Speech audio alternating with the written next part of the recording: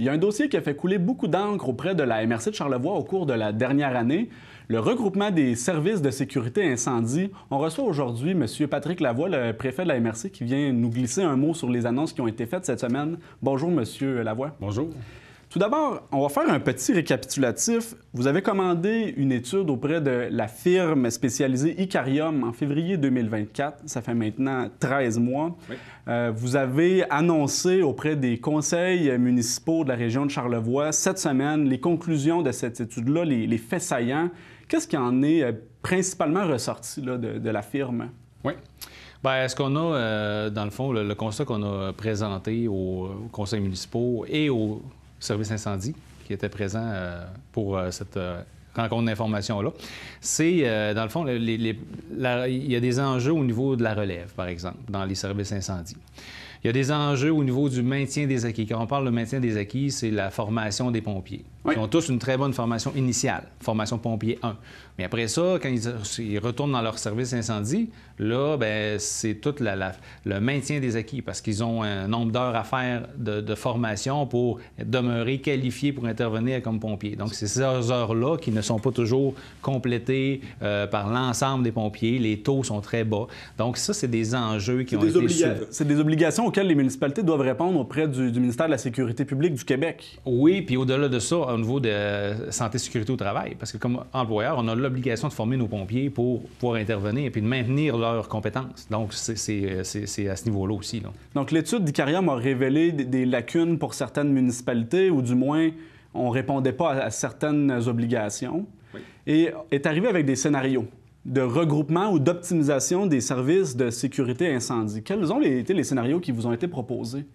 Bien, le premier scénario, c'était le statu quo, dans le fond. Là, rester dans la même formule qu'on est là, mais avec aucune possibilité de s'améliorer. C'est ce que ça amenait. Chacun gère dans sa niche. Chacun gère sa municipalité, puis bien, je dis pas qu'il n'y a aucune possibilité, mais des possibilités restreintes de s'améliorer. Tout le monde avait beaucoup de choses à mettre en place pour pouvoir répondre aux normes, aux exigences présentes et les exigences qui s'en viennent avec les nouvelles obligations qui arrivent au niveau du gouvernement. Qui devraient être plus restrictives, d'ailleurs, là. Ben oui, les taux se resserrent encore plus, donc les obligations pour les municipalités également.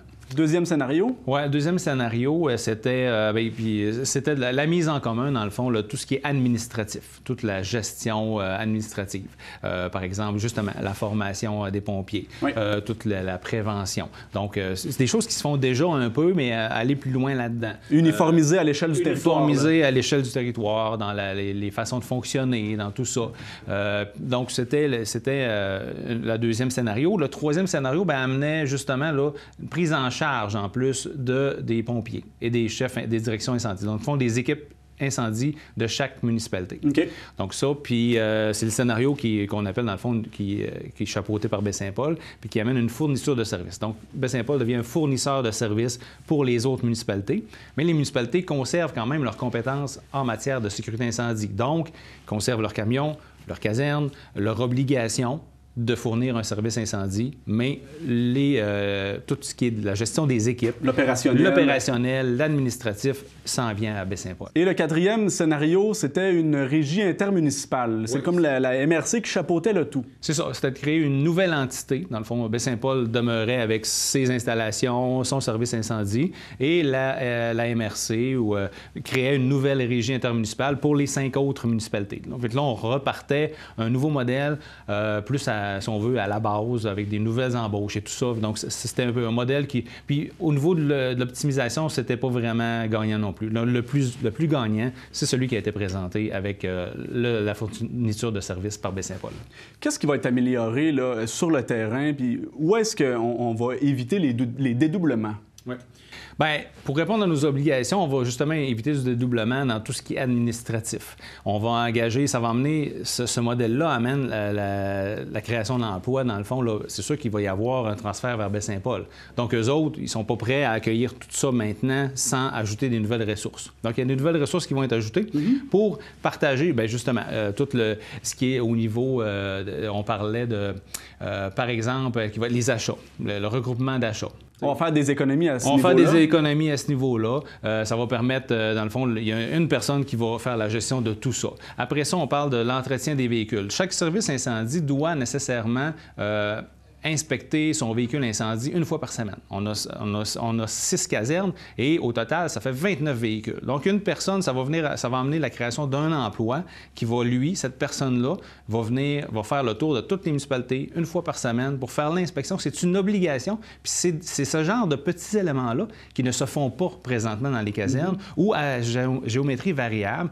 Donc, puis nous, comme administrateurs, c'est difficile de juger si tu fait, si tu pas fait. C'est toute la paperasse qui vient avec ça aussi, parce que c'est pas juste de dire « je l'ai fait, puis je t'envoie un courriel, bravo ». Il y a des registres à maintenir, il y a tout ça, là, qui est une régularité, puis une rigueur. Ça va s'organiser en quelque sorte. Une organisation pour les services incendies. Vous parlez de création d'emplois, mais en ce moment, toutes les casernes et tous les services de sécurité incendie ont leur propre directeur. Oui. On n'amènera pas tous ces directeurs-là pour devenir des directeurs à Baie-Saint-Paul. Est-ce qu'il y aura des pertes d'emploi sur cet aspect-là? Est-ce que tous les directeurs vont rester en poste ou on va les rétrograder pour les amener à Baie-Saint-Paul? Comment ça va fonctionner? Bien, c'est sûr qu'en devenant, là, techniquement, ce qui va se passer, quand ça va être en action, parce que là, on est dans un projet. Le jour où ça se concrétise, dans le fond, les pompiers, les services incendies des municipalités vont devenir à la solde de Baie-Saint-Paul. Donc, ils vont être engagés par Baie-Saint-Paul. Est-ce qu'ils vont avoir les mêmes salaires, les mêmes conditions salariales que Baie-Saint-Paul? Oui, il va devenir sur la liste de paye de Baie-Saint-Paul avec les conditions des pompiers de Baie-Saint-Paul. Si à Saint-Hilarion, les pompiers, auparavant, les directeurs étaient moins payés, les bénéfices marginaux, les payes vont augmenter, là, en quelque sorte. C'est ça. Il va y avoir un réajustement à ce niveau-là avec le service de Baie-Saint-Paul. Donc, ça amène vers Baie-Saint-Paul, dans le fond, là, le fardeau de ça. Donc, il n'y a pas d'emplois qui vont être coupés. Les casernes dans les différentes municipalités et les équipements roulants, donc les camions vont demeurer en place. Où se fait les grandes économies d'argent, à part dans les achats groupés? Oui. En ce qui concerne les finances, est-ce qu'on sauve vraiment beaucoup d'argent en faisant ça ou c'est vraiment plus une question d'efficacité? On change-tu 4,30 cents pour une pièce? Il n'y aura pas Présentement, là, si on prend nos services incendies, une municipalité en particulier, une par rapport à l'autre, dans le fond, c'est qu'il y a un rattrapage à faire. On ne répond pas aux normes, on ne répond pas aux règlements, aux exigences qui nous sont demandées, parce qu'on ne met pas les ressources financières présentement, les petites municipalités, pour arriver à ça. Okay. Donc, nécessairement, on a un rattrapage financier à faire. Donc, la mise en commun nous permet il va y avoir de l'argent à mettre. C'est sûr qu'il y a de l'investissement financier. Ça, on ne peut pas dire qu'il y a... Si tout le monde était A1, puis on voudrait se regrouper, probablement qu'il y aurait une économie. Puis on se poserait peut-être pas la question de se dire est-ce qu'on a besoin de se regrouper.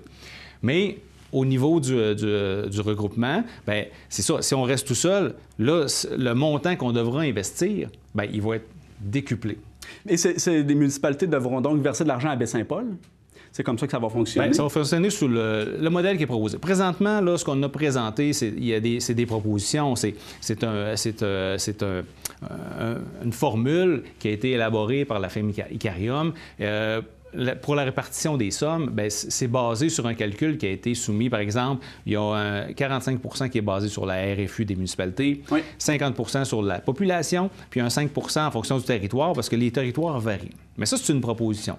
Après ça, il va y avoir la rédaction d'une entente pour les municipalités. Oui. Donc, après ça, bien là, ça sera à voir entre les municipalités ce modèle-là qu'on garde. Est-ce que la RFU prend une plus grande part, une plus petite part? Donc, c'est tous ces petits fignolages-là qui restent à faire. Donc, pour répondre aux normes, ce que vous dites, c'est que oui, il y aura des sommes à investir. On devra verser en tant que municipalité des sommes à Baie-Saint-Paul, mais ça va quand même coûter moins cher que si on devait le faire seul dans notre place, puis qu'on ne collaborait pas avec les autres municipalités sur le territoire. Oui, c'est là que ça devient intéressant. Oui. Puis au niveau on parlait d'économie, bien, tu sais, ça amène aussi une mobilité sur le territoire. C'est pas une économie financière parce que, comme on dit, il y a une quote-part qui va être versée pour la gestion à Baie-Saint-Paul. Eux autres, nécessairement... mais les équipes vont être gérées. Par exemple, là... le service de Baie-Saint-Paul va maintenant avoir un portrait global sur l'entièreté du territoire de la MRC. Ils vont savoir dans quelle caserne, combien ils ont de pompiers, à quel moment du jour, de la nuit, tout ça. Fait que maintenant, là, dans le modèle d'aujourd'hui, présentement, Saint-Hilarion fait une intervention, j'ai de l'entraide pour de 2, 3 autres municipalités. Ça veut dire que ma direction générale reçoit les factures d'autres municipalités tant de fois par année, doivent émettre des paiements. Là, dans le modèle vers lequel on s'en va, on vient couper les opérations, tous les pompiers font partie du même service, mais demeurent dans leur caserne, gardent leur identité. Mais ça veut dire que sur une intervention, moi, à Saint-Hilarion, ils ont besoin des éboulements, ils ont besoin de Saint-Urbain, ils ont besoin d'ajouter Baie-Saint-Paul. C'est pas de coûts supplémentaires. C'est déjà calculé dans l'ensemble des coûts, puis ça amène une mobilité. Par exemple, des fois, on a des découvertures le jour ou le soir. Bien là, s'il y a des pompiers qui sont intéressés, par exemple, un pompier de Saint-Hilarion, intéressé, qui travaille à Baie-Saint-Paul le jour, puis son emploi lui permet de se libérer, d'être libéré, bien, il peut répondre aux appels de Baie-Saint-Paul. Il va pouvoir être encodé au niveau du service incendie puis répondre aux appels. Vous parlez de pompiers, vous leur avez présenté donc hier soir aux conseils municipaux en premier et ensuite de ça aux pompiers le scénario privilégié par la MRC. Ça a été quoi la réaction de ces gens-là hier? Bien, c'est sûr que c'est un changement. On apporte un changement dans les façons de faire, dans les habitudes aussi, les façons de travailler, parce que là, il va falloir, ça va amener une plus grande collaboration avec les autres services. Hein? Les autres services. C'est quoi les arguments qui sont soulevés de leur part? Bien, je pense que ça se situe vraiment au niveau d'une forme de résistance là, au changement, aller vers le service de Baie-Saint-Paul. Nommons-le comme ça. Là. Perte d'autonomie, là? Une perte d'autonomie, c'est ça, exactement. Mais en même temps, c'est un facteur que je pense qu'on a pris compte dans l'étude, justement en s'assurant que chaque caserne garde son identité. Les pompiers gardent leur identité aussi. Vous aurez donc leur approbation à obtenir au cours des prochains mois. On doit suivre le dossier, c'est bien ça? Oui, exactement. Là, chaque municipalité devra donner au mois d'avril prochain. Là, ce qu'on a demandé, c'est qu'une résolution qui va... à l'effet qui sont prêts à embarquer dans le projet d'intention. Fait que là, la prochaine étape, quand on aura les résolutions de chaque municipalité, ça va être de rédiger une entente. La rédaction d'une entente. Puis, quand tout ça va être fait, là, l'entente va contenir justement financièrement. Là, on va aller plus loin. C'était des projections qu'on avait présentement au niveau financier, mais là, on va aller plus loin. On va vraiment avoir les vrais chiffres, comment ça va se refléter. Puis après ça, bien, ce qu'on vise, c'est qu'en octobre, les municipalités qui embarquent dans le projet, bien, qu'en octobre, il y a une résolution formelle d'appui au projet puis qu'ils embarquent officiellement dans le projet avant les élections. Donc, ça va venir vite. C'est un projet qui devrait se concrétiser cette année. On va suivre ça avec beaucoup d'attention. Oui. Merci Patrick Lavoie d'avoir fait le point avec nous sur ce dossier-là aujourd'hui. Ça fait plaisir. Merci.